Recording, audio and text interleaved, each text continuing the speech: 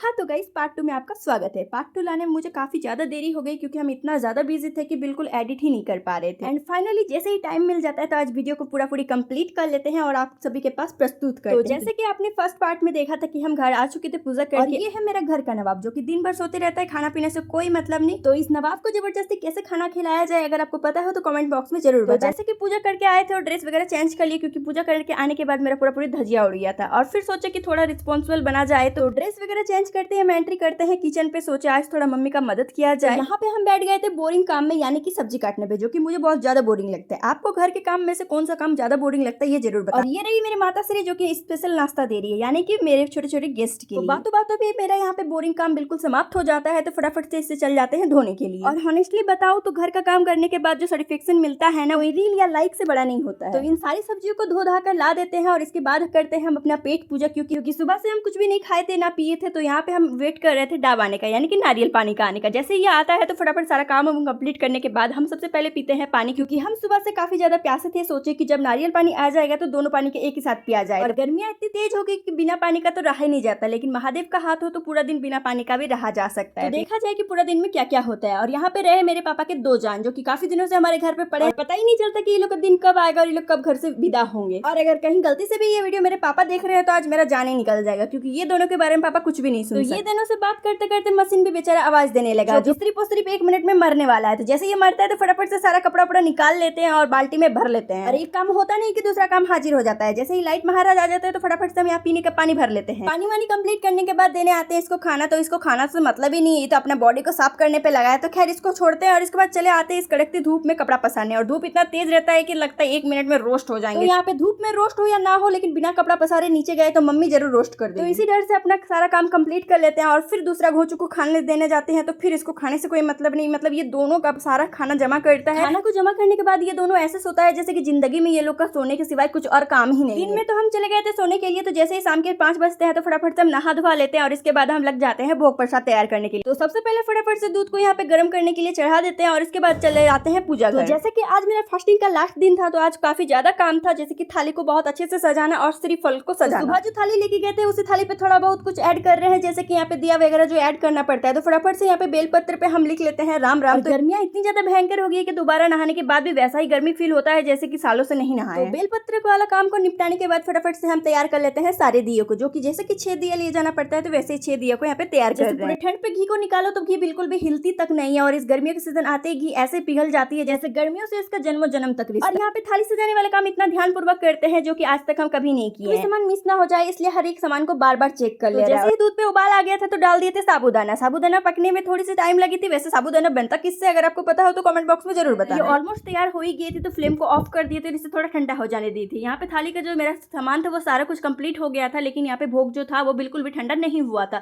क्योंकि गर्मियां इतनी तेज पड़ती है कि किसी भी चीज को ठंडा होने में घंटों लग जाता है। तो फटाफट से इसे हम टिफिन पे ट्रांसफर कर लेते हैं ताकि इसे ले जाने में बिल्कुल सुविधा हो पाए। एंड फाइनली यहाँ पे मेरा सारा कुछ कंप्लीट हो जाता है और उसके बाद हम वेट करते हैं मेरे भाई का आने का, क्योंकि हम अकेले तो जा नहीं सकते थे ये सारा सामान लेके। तो हम वेट करते हैं, जहाँ मुझे वेट करते करते बच जाता है 5:45। कुछ देर वेट करते करते भाई आ ही जाता है तो पहुंच जाते हैं मंदिर। मंदिर आते ही देखते हैं कि मंदिर में काफी ज्यादा भीड़ है, क्योंकि हम लेट हो चुके थे। जैसे मुझे पहुंचना चाहिए था 5:30 तक में, तो वहाँ हम पहुंचे थे 6 बजे, और वो भी सिर्फ और सिर्फ मेरे भाई की वजह से। तो जैसे ही मंदिर के अंदर आते हैं तो देखते हैं कि बाबा आज बहुत ज्यादा सुंदर लग रहे हैं, हर तरफ दिया ही दिया और हर तरफ भोग ही भोग। तो अब हम भी अपना पूजा कंप्लीट कर लेते हैं, फिर मिलते हैं।